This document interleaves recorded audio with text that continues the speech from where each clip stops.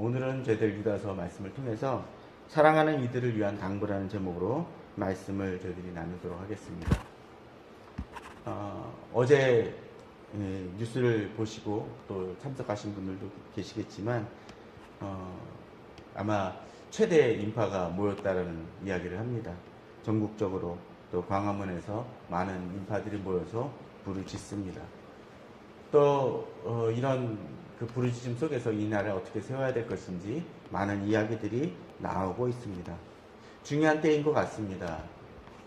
여러 가지를 보게 되면 하나님께서 특별히 이런 환경들을 최근 몇 년 동안 준비시켜 주신 것이 아닌가라는 생각이 들 정도로 여러 가지 환경적인 부분에 있어서 가장 좋은 때라고 생각이 되어집니다.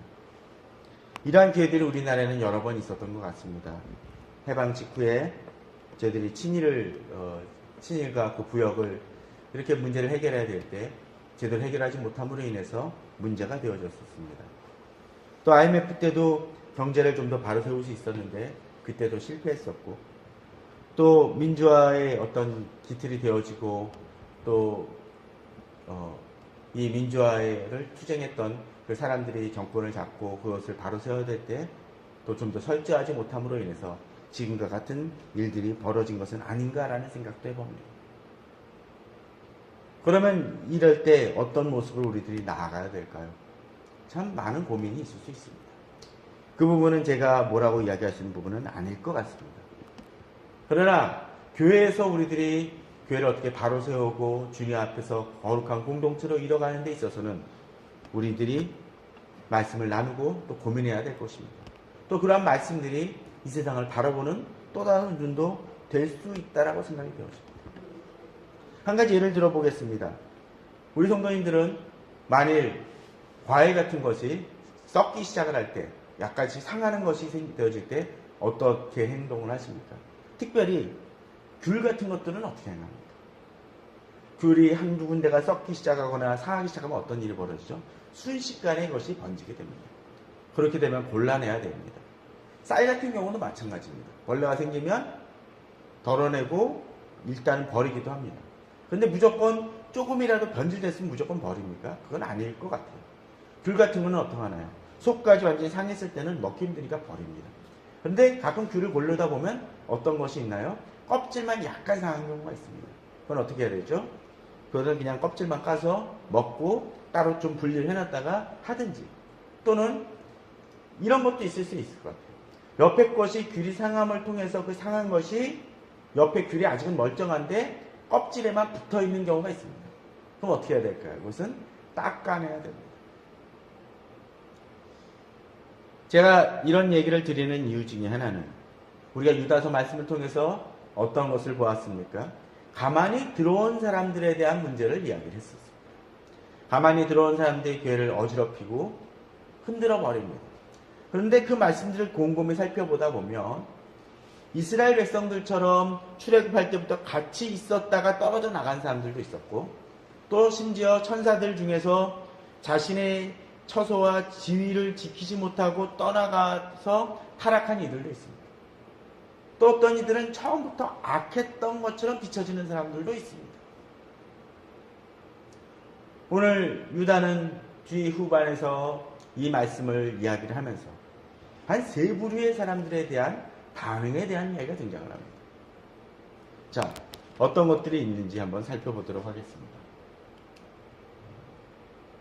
지난번에도 계속 이야기했던 것처럼 사랑하는 자들아, 너희는 우리 주 예수 그리스도의 사도들의 미리 한 말을 기억하라고 하면서 우리들이 깨어져 나갈 것, 깨달아야 될 것, 명심해야 될 것들을 이야기를 합니다.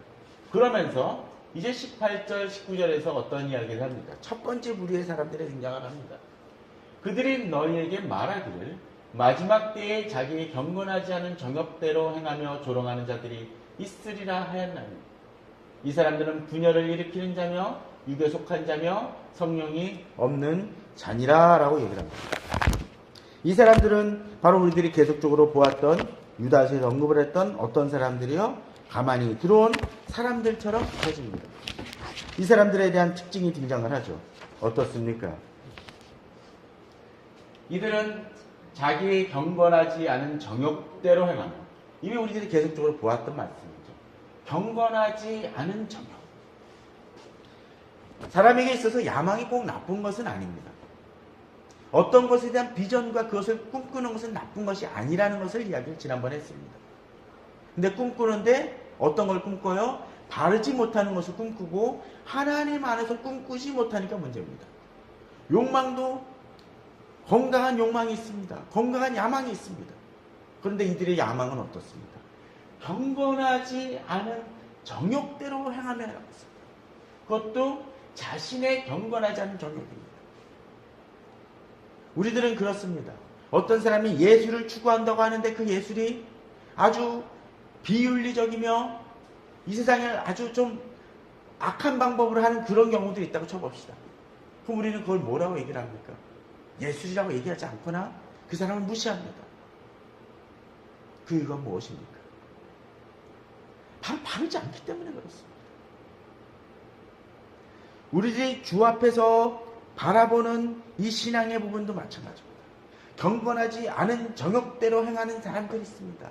그에 대해서 그것을 얘기하면서 자신은 그리스도인이라고 얘기하는 사람들이 있습니다. 아닙니다. 우리들은 그런 사람들에 대해서 분명히 구분해낼 수 있어야 됩니다. 본문은 이야기를 합니다. 정욕대로 행하며 뭐 어떤 사람들이라고요? 조롱하는 자들이 있다고 되어 있습니다. 그들은 기독교인 안에 있으면서도 교회를 조롱하고 믿음을 조롱하고 신앙에 대한 복음에 대한 부분을 거부하며 조롱하는 이들이 있습니다. 구분해낼 줄 알아야 됩니다. 이들의 또한 특징은 어떻습니까? 이 사람들은 분열을 일으키는 자라고 되어 있습니다. 우리 공동체 속에도 그런 사람들이 있을 수 있습니다. 우리는 자주 얘기합니다. 우리 형제 자매들은 어떻다고요? 그리스도의 몸을 이룬다고 되어 있습니다. 몸을 이루는 것은 무엇입니까? 한 공동체 된 것을 얘기합니다. 그런데 오늘 본문 속에서 이들은 어떻게 해요? 분열을 일으킵니다. 분열을 일으킨다는 것은 뭡니까? 교회를 나누고 쪼개고 흔들어 놓는다는 것입니다. 제가 계속 이야기를 하지만 교회의 어떤 문제에 대해서 비판하는 것을 뭐라고 이야기하는 것이 아닙니다. 건강한 비판은 있어야 됩니다. 어떤 때 어떤 것이 병들었을 때 그것을 도려내는 데 있어서 비판은 중요한 의미를 지니고 있습니다. 그러나 그것이 비난으로만 그친다면 문제입니다. 조롱과 남을 헐뜯는 것으로 비춰지면 문제가 있습니다. 이들은 분열을 일으키는 것입니다. 그런데 그들이 분열을 일으키는 이유가 무엇입니까? 뒤에 나오면입니다. 분열을 일으키는 자며 어떤 자라고 이야기하고 있습니까? 육에 속한 자입니다. 육에 속한 자라는 것은 무엇입니까? 섞여 있으되 그리스도의 몸하고는 무관한 자라는 것입니다. 또한 본문은 계속적으로 이야기를 하죠. 어떤 사람이요? 성령이 없는 자라고 되어 있습니다. 성령이 없다는 것은 무엇입니까? 예수 그리스도를 내 안에 영접하지 않은 사람이라는 것을 얘기해 줍니다. 그들은 그리스도인처럼 외형적으로는 비춰질지 모르지만 그리스도하고는 무관한 자들이라는 것입니다. 그러면서 교회를 조롱하고 헐뜯습니다. 성경은 이야기를 합니다. 유다는 분명히 이야기를 합니다. 그런 사람들은 어떡해요? 구분해낼 줄 알아야 된다고 얘기를 합니다. 마치 귤 안에 썩은 귤이 있으면 어떡합니까? 그것을 드러냅니다. 쌀벌레가 생기면 어떻습니까? 그걸 덩치를 뜯어내서 버려야 됩니다. 그걸 같이 아깝다고 놔둬서는 안 되는 것이죠. 우리가 이단에 대해서 분명하게 경계하고 이단에 대해서 경고하는 이유가 바로 그것입니다. 또 교회에서 복음이 이것이다라고 분명하게 얘기함에도 불구하고 예수 그리스도를 구세주로 영접하지 아니하고 구세주로 말하지 아니하고 그냥 스승이다, 다른 종교에도 구원이 있다라는 식으로 쉽게 얘기를 한다면 우리는 그것을 뭐라고 얘기합니까? 아니다라고 얘기할 수 있어야 됩니다. 거기에 대해서는 타협의 여지가 없습니다. 그것마저도 섞으니까 문제가 되어지는 것입니다. 이 시대의 문제는 바로 그것입니다. 그걸 가지고 타협을 합니다. 본질적인 것을 가지고 이야기를 하면서 이해합니다. 성경은 이야기를 합니다. 이미 우리가 앞에서 무수히 보았던 것처럼 그들은 가만히 들어온 사람들입니다.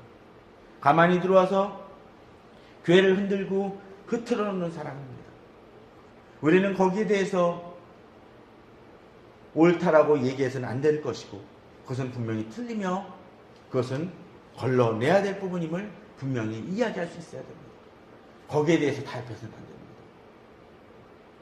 종종 교회에서 그런 이단이나 이단적인 사설을 가진 사람들이 너무 커지니까 그들의 세를 들기 위해서 그들을 그냥 받아들이는 경우들이 받아들이려는 시도들을 행하는 것들을 종종 봅니다. 아닙니다. 그것은 옳지 않습니다. 최근에 일어났던 우리 최태민 씨의 그 사태를 한번 생각을 해보십시오. 유신 때 그 부분을 비난을 했던 이단 종교의 우리 탁소장님은 거기에 대해서 비판함을 통해서 그 당시 중정에서 압력도 들어왔었다는 얘기도 들었습니다. 교회마저도 그것을 허용을 했습니다. 그러니까 지금의 사단이 난 거 아닙니까? 교회가 복음에 대한 철저하지 않으니까 문제가 생기고 넘어집니다. 교회는 그 부분에 대해서 분명해야 됩니다. 그런데 오늘 본문은 거기서 멈추지 않냐고 한 걸음 더 들어갑니다.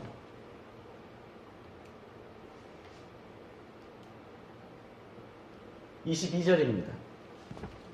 그런데 앞서서 분명히 이들은 성령이 없는 자니라 라고 이야기하는 반면에 오늘 본문 속에서는 또한 뭐라고 얘기를 합니까?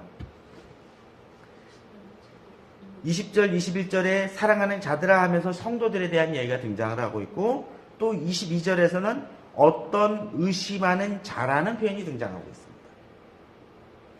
자, 이걸 그냥 읽다 보면 앞에서 가만히 들어온 사람들 또는 분열을 일으키는 사람들하고 같이 취급을 할 수가 있습니다. 근데 본문은 뭐라 그럽니까? 의심하는 자들이라고 되어 있습니다. 의심하는 자들이라는 것은 무엇입니까? 가만히 들어온 사람들이 아니라 가만히 들어온 사람들로 인해서 어떻게 되어져요? 혼동하고 의심이 들고 의욕이 생기는 사람들입니다. 시험에 드는 사람들이라는 거죠. 앞에서 그런 자들에 대해서는 가만히 들어온 사람들에서는 보다 철저함이 등장한다 반면에 여기서는 어떻게 합니까? 긍휼히 여기라라고 되어 있습니다. 이것은 어떤 것입니까? 이들이 앞에서 가만히 들어온 사람처럼 본질적으로 성령이 없는 자는 아니라는 거예요. 그런데 주변에서 자꾸 유혹을 하니까 의심이 들고 흔들리는 사람들이 있다는 것입니다. 그들에 대해서는 어떻게 하라고 얘기합니까? 긍휼히 여겨야 된다는 것입니다.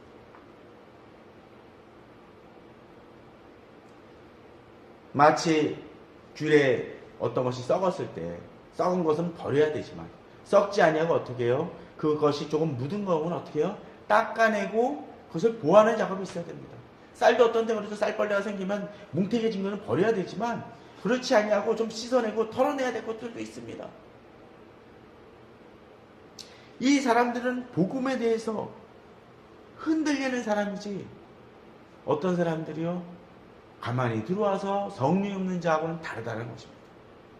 성령이 없다라는 것은 예수 그리스도를 만나지 못한 사람들입니다. 그에 반해서 이들은 예수 그리스도를 만난 사람입니다. 그러나 흔들립니다. 그들을 긍휼히 여기며 도와줄 줄 알아야 됩니다. 종종 어떤 사람들은 그렇습니다. 이런 의심하는 자들마저도 어떻게 합니까? 심판하고 정죄해버립니다. 그러다 보니까 이들이 오히려 주 앞에서 치유받아야 될 때 오히려 교회에서 나가고 방황하는 모습을 보여줍니다. 상담하다 보면 여러 가지 문제로 고민하며 이야기하는 사람들이 있습니다. 그런데 만약에 어떤 사람들이 이렇게 얘기를 해봤다고 쳐봅시다. 내가 지금 사회에서 하도 뭐 여러 가지 뭐 동성애에 대한 얘기를 하는데 이게 어느 것이 옳은지 잘 모르겠어 라고 얘기하는 사람한테 너 그냥 무조건 성경에서 이렇게 얘기하는데 너 그렇게 얘기하면 돼? 라고 하면서 쉽게 정지해버린다면 이 사람들은 점점 더 교회에 멀어집니다. 이들이 어떤 문제를 가지고 고민하는지를 상담하고 풀어줘야 될 부분이죠.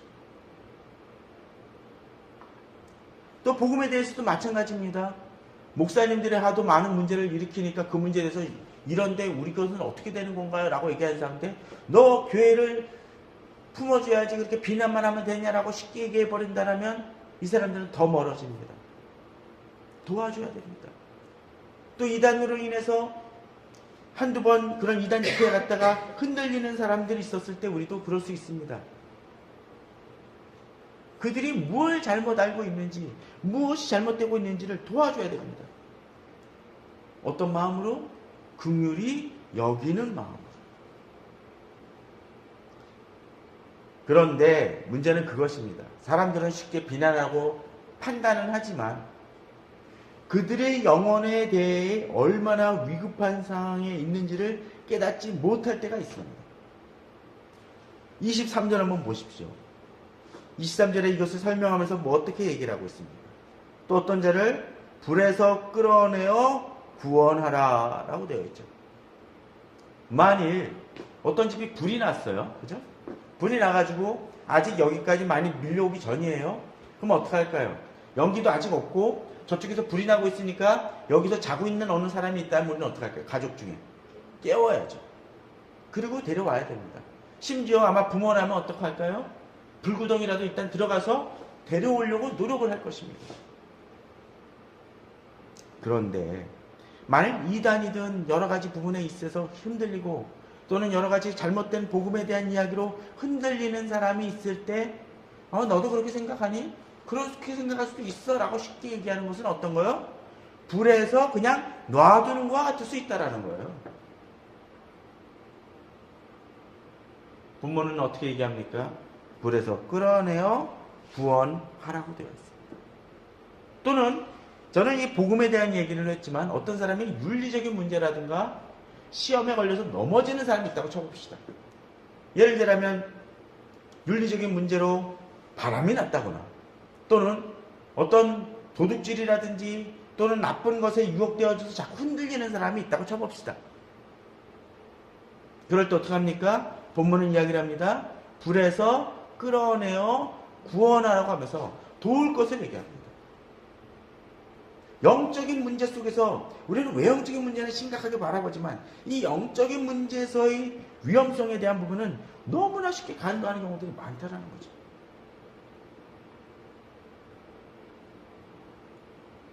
어떻게 행합니까? 한 번은 얘기를 해요. 목사도 얘기를 합니다. 이러한 것은 나쁜 것입니다 라고 얘기를 하지만 실제로 가서 경고하지 않습니다. 만약 한번 이런 거 생각을 해보십시오. 만일 위험한 도로가 하나가 있습니다. 근데 그 위험한 도로에다가 표지판을 하나 세웁니다. 뭐라고 세웁니까? 여기 위험하니까 들어가지 마시오. 그걸로 그게 다 끝입니까? 그쪽에 가까이 가면 어떻게 해야 되나요? 호루라기도 불어서 데리고 와야 됩니다. 어제 저도 광화문에 갔었는데 어느 한 사람이 두 사람의 그 부부인 것 같은데 불을 놓고 아주 호루라기를 계속 불어댑니다. 근데 시끄러우니까 잘 듣지 못해요. 나중에는 가가지고 다리까지 툭툭 치면서 경고를 합니다. 왜 그러냐면 어느 건물에 환기구가 있잖아요. 환기구. 예전에 분당 쪽 판교 쪽에서 커다란 사고 나지 않았습니까? 그런 환기구에 두 사람이 올라가 있는 거예요. 멀리 바라보려고. 그러니까 어떻게 합니까? 이 사람이 호루라기 불어서 한 명은 내려가는데 한 사람이 안 내려오니까 가서 경고를 하고 데리고 나오는 겁니다. 그래도 그건 좀 튼튼한 거죠. 그런데 아주 위험한 다리에서 이제 곧 무너질 것 같은 데서 어느 사람이 서 있다면 어떻게 해야 되나요? 당신 나와세요 라고 말하는 것으로 그친다면 책임을 다한 게 아닙니다. 어떻게 해요? 가서 끌어내와야죠. 성경은 바로 그것을 얘기해주고 있는 것입니다. 그럴 위기에 있는 사람들을 바로 내 지체라면, 나의 공동체라면, 나의 영적으로 하나된 공동체라면 그들의 위기를 나의 위기로 여기고 그들을 끌어내어 도울 수 있어야 된다는 것입니다. 그런데 여기서 한 가지 중요한 포인트를 하나 또 던져주고 있습니다. 어떻게 되어오고 있나요? 또 어떤 자를 그 육체로 더럽힌 옷까지도 미워하되 두려움으로 긍휼히 여기라 라고 되어 있습니다. 끌어내올 때 한 가지 방법이 있다는 것입니다. 어떤 방법입니까? 만일 이것이 아주 지저분한 데라고 쳐봅시다. 그죠? 지저분한 데라고 했을 때 좀 속된 표현이고 좀 지저분한 얘기지만 한번 뭐 정화조 같은 데 한 사람이 빠졌다고 쳐봐요. 자, 그럼 어떻게 해야 될까요?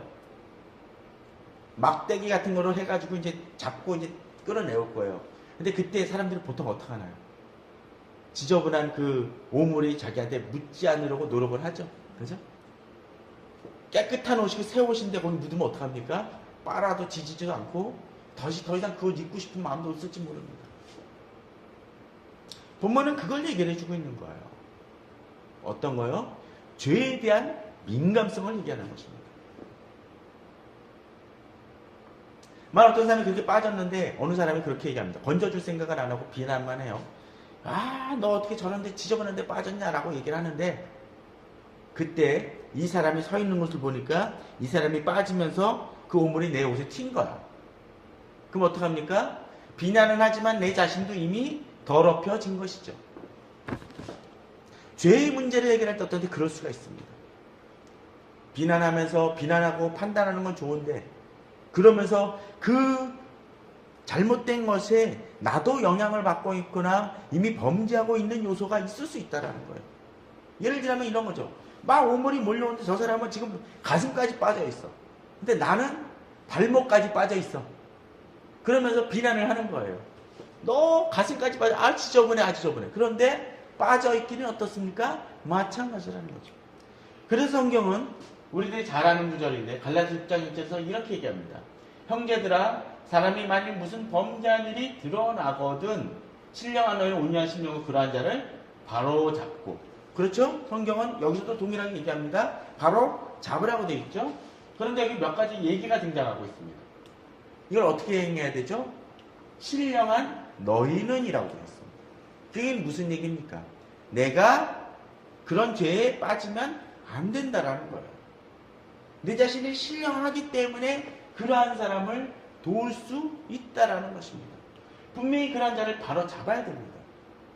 어떻게 합니까? 신령한 너희는 또 온유한 심령으로. 판단하는 자가 바르지 않으면 이 일을 행하기가 힘들다라는 것입니다. 또한 중요한 얘기를 합니다. 그리고 그러면서 너 자신을 살펴보아 너도 시험을 받을까 두려워하라.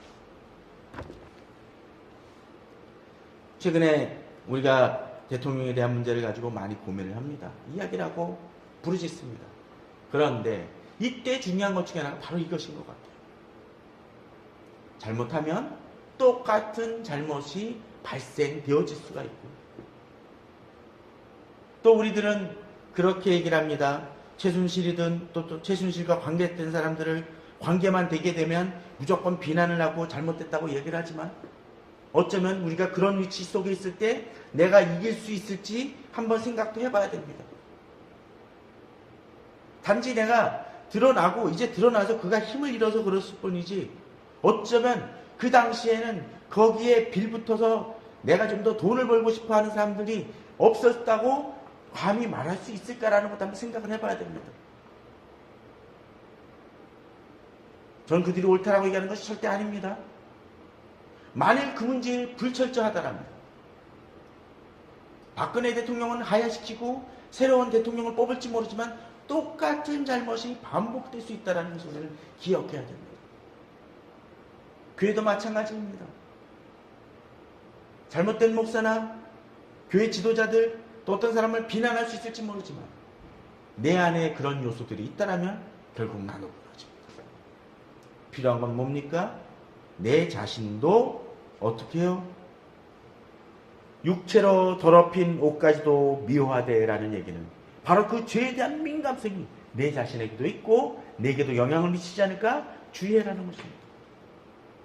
그런 과정을 통해서 바로 어떤 사람들 의심하는 자들을 긍휼히 여기고 그들을 구원하고 이끌어낼 책임이 우리에게 있다는 것입니다. 이들은 버려야 할 자가 아니라 어떻게 합니까?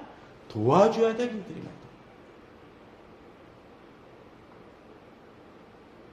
교회가 바로 그러한 일들을 많이 해내야 됩니다. 지금 이 시대는 복음을 왜곡하고 위협하는 많은 이들이 있습니다. 그 부분을 바로잡기 위해서 우리는 이 일을 위해 힘써야 됩니다. 그런 점에서 오늘 제목 속에서 사랑하는 이들을 위한 당부는 이 사랑하는 이들 속에서는 누구도 포함됩니까? 의심하는 이들도 포함된다고 봐야 됩니다. 이들도 형제와 지체라는 것이죠.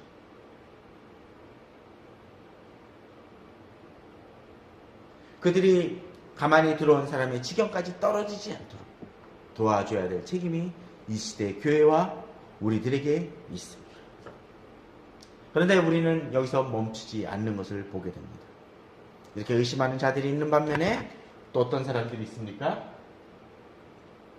자, 20절, 21절로 다시 돌아갑니다.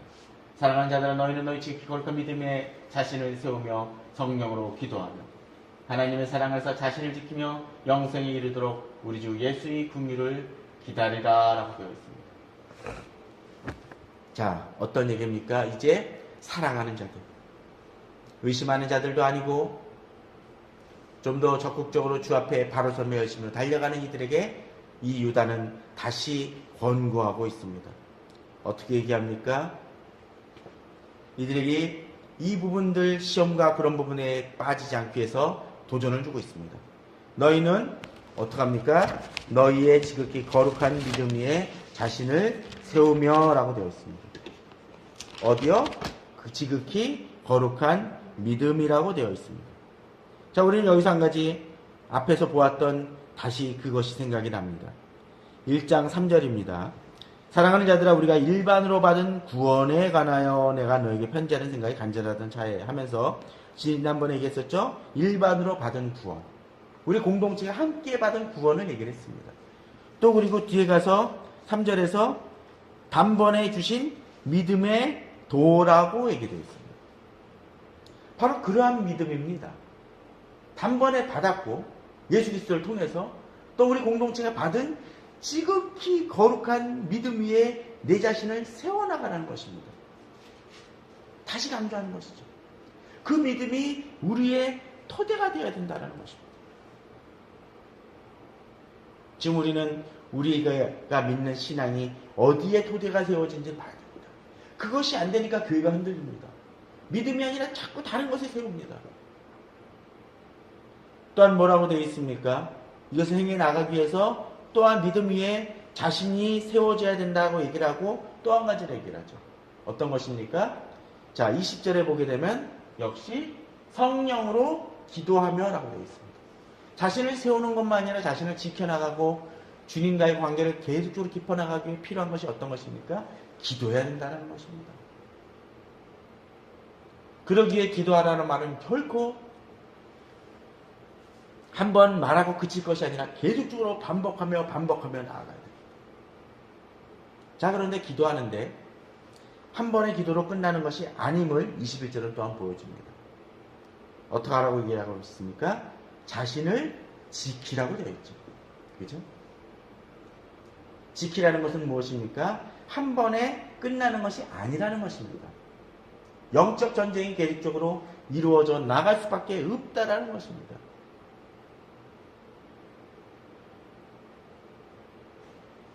한 번 싸워서 이겼다고 해서 되어는 아니라는 것이죠. 또한 이야기합니다. 이 싸움을 어디까지요? 영생에 이르도록. 결국 예수 그리스도께서 오실 때까지 그렇게 이르도록 힘쓰며 싸워나가며 기도하며 믿음의 토대를 세워나가며 어떡합니까? 기다려야 된다는 것입니다. 그러기에 이 유다가 사랑하는 자들아, 가만히 들어온 사람들에 대해 경계하고 또 의심하는 자들을 긍휼히 여기고 너희들이 믿음의 토대를 세우라고 했었을 때 그 싸움은 한 번에 그치는 것이 아니라 한 번 되어졌다고 이겼다고 되어지는 것이 아니라 언제까지? 우리가 주 오실 때까지 힘써 나가야 될 일임을 본문은 이야기하고 있다는 것입니다. 그러기에 교회는 더욱더 이 일을 위해 힘써야 됩니다. 그런데 여기서 한 가지 딜레마가 있다라고 생각이 들어집니다. 이렇게 하다 보면 우리는 지칠 때가 있습니다. 힘들 때가 있습니다. 교회가 이 일을 위해서 많이 힘씁니다. 프로그램도 만들고 여러 가지 시스템도 만들고 성경 공부도 만들고 합니다. 그런데도 그럼에도 불구하고 많은 교회들이 침체되어 있고 힘들어합니다. 왜 그럴까요? 제가 오늘 우연히 인터넷을 보다 보니까 스누피 만화 그림이 하나 있는 걸 봤습니다. 근데 그 스누피 만화에 어떤 장면이 등장을 하냐면 스누피가 선인장 있지 않습니까? 선인장에다가 이 크리스마스 추리를 막 연결을 하는 거예요. 이 반짝이 그 등을요. 등을 연결하고서는 한 가지 그 다음 장면이 뭐냐면 고민에 빠집니다. 어떤 고민인지 아십니까? 사막이다 보니까 전기 콘센트가 없습니다. 그럼 어떡할까요? 불이 들어올래야 들어올 수가 없습니다. 단순히 장식일 뿐이죠. 저는 그걸 보면서 많은 은혜를 받았습니다. 무엇이냐면 바로 이 시대 교회의 모습과 비슷하다는 것입니다. 장식으로는 많은 것을 꾸미고 교회를 했지만 그것을 밝힐 수 있는 전기가 없는 모습입니다. 곧 성령께서 이들을 주장할 수 있도록 바로 하나님의 도우심을 받지 않냐고 인간의 힘으로만 장식을 하고 있는 교회의 모습을 생각을 합니다. 목회자도 마찬가지입니다. 목회자가 능력이 없고 성도가 힘이 없고 침체되어 있는 이유가 무엇입니까? 한국교회가 시끄러운 이유가 무엇입니까? 결국 하나님을 주장하지 못하는 그 모습 속에서 지금의 모습이 이루어지고 있는 것은 아닌가 하는 생각을 해봅니다. 아니 그렇습니다. 그러기에 오늘 본문은 마지막으로 이런 얘기를 하고 있습니다. 24절 25절입니다. 능히 너희를 보아서 거침이 없게 하시고 너희로 그 영광은 흠이 없이 기쁨으로 서게 하시니라고 되어 있습니다. 누가 세웁니까? 하나님이 세우신다는 거예요. 자, 앞절을 또한 다시 한번 가봅시다. 그렇게 세우시는데 어떤 일을 행하시나요? 자, 20절, 21절을 곰곰이 한번 살펴봅시다. 너희는 너희의 지극히 거룩한 믿음. 이 거룩하다는 말 자체도 인간하고는 별개의 문제입니다. 인간의 힘으로 이루어지는 것이 아니죠. 거룩한이라는 것 자체. 또 보십시오. 기도할 때 뭐로 기도합니까? 성령 하나님을 의지하여 기도하는 것입니다. 이것은 무엇입니까? 내 힘으로만 기도하는 게 아니라는 거죠. 성령께서 도우셔야 된다는 것입니다. 21절을 또 봅시다. 자신을 지킵니다. 근데 어디서 지킵니까? 하나님의 사랑 안에서. 내 힘으로 지킬 수 있다고요? 없다는 것입니다. 하나님의 사랑 안에 있을 때 지킬 수 있습니다. 자, 여기도 봅시다. 영생에 이르도록 싸워나가라고 되어 있죠? 근데 뭐를 기다립니까? 우리 주 예수 그리스도의 긍휼을 기다립니다. 자, 그러면 이제 조금 확 머리가 돌아가시는 분들은 한 가지 바라볼 수 있는 게 있습니다. 성령, 하나님, 예수 그리스도. 곧 삼위일체 하나님께서 우리를 도우시고 이끄시고 지키시고 보호하신다는 것입니다. 유다는 여기서 살아가는 자들에 대한 권고를 얘기하지만 너희 힘만으로 안 된다는 거예요. 누구의 힘? 삼위일체 하나님께서 나를 도우실 때 성령 하나님의 힘으로 기도하고 하나님의 성부 하나님의 사랑 안에서 우리를 지키고 예수 그리스도의 긍휼에 힘입어 이 기다림과 인내의 싸움을 나아갈 때 어떡합니까? 우리가 승리할 수 있다는 것입니다. 그러기에 24절 25절에서는 다시 얘기합니다. 능히 너희를 보호하사. 누가 보호하세요? 하나님이요. 그래서 어떡합니까? 거침이 없어요. 그러기에 그리스도인은 당당합니다. 싸워나갈 때 두려움이 없습니다. 그리고 어떡합니까? 그 영광 안에 흠이 없이 기쁨으로 서게 하시고. 자, 우리 성도님들 흠이 없습니까? 흠 있습니다. 저도 흠 많습니다. 자주 넘어지고 실패합니다. 그런데 나를 흠이 없게 하실 분이 있습니다. 누굽니까? 하나님이시다. 자, 그런데 여기서는 또 얘기합니다. 서게 하실 이 곧 하면서 그분이 어떤 분이요? 우리 구주 홀로 하나이신 하나님이라고 되어 있습니다. 그 얘기는 어떤 것입니까? 어떤 의심하는 자들이나 가만히 들어온 사람들은 자꾸 다른 얘기들을 합니다. 우상들을 얘기를 하고 다른 것을 의지해야 되고 세상 욕망을 의지해야 되고 세상 방법을 얘기합니다. 그러나 유다는 이야기합니다. 홀로 하나이신 하나님. 다른 외에는 방법이 없고 오직 유일하시게 나를 도우실 하나님. 이 세상 모든 만물을 주관하신 하나님께서 우리가 의지하면 나아갈 때 그 놀라운 일들이 이루어질 것을 본문은 보여주고 있다는 것입니다. 저는 우리 성도님들이 이 유다서를 마치면서 이 말씀을 붙들길 바랍니다. 홀로 하나이신 하나님께서 나를 도우시고 은혜를 주십니다. 이 시대의 문제는 교회가 내 힘으로 또 성도가 자기 힘으로 또는 세상적인 방법으로 자기 자신을 지키고 교회를 지키려 하고 교회를 순결하게 바꾸려고 하기 때문에 문제입니다. 더러워진 수세미로 내 자신을 닦아봤자 그건 더러워질 수밖에 없습니다. 보다 강력한 깨끗한 물이 나를 씻어낼 때 나는 씻어질 수 있습니다. 우리 성도님들, 이 유다서를 몇 주에 걸쳐서 겨우 1절에서 25절이 지나지 아니하는 작은 본문이지만 그 본문을 가지고 우리들은 몇 주에 걸쳐서 이 말씀을 보았습니다. 이 시대 교회에 필요한 말씀이라고 생각이 되어집니다. 가만히 들어온 것들이 너무 많은 세상 속에서, 의심하는 자들이 너무 많은 세상 속에서 진정으로 주님의 사랑하는 자들로서 또 그 공동체로서 우리 공동체를 지키고 주 앞에서 끝까지 달려 흠이 없이 기쁨으로 주 앞에 서게 하실 일을 바라보며 힘써 나갈 우리를 위해서 우리는 더욱더 힘있게 나아가야 될 것입니다. 그러한 믿음으로 오늘도 싸워나가시고 또 2016년을 잘 정리해 나가시는 우리 성도님들 되시기를 주님의 이름으로 축원합니다. 다 같이 기도하시겠습니다.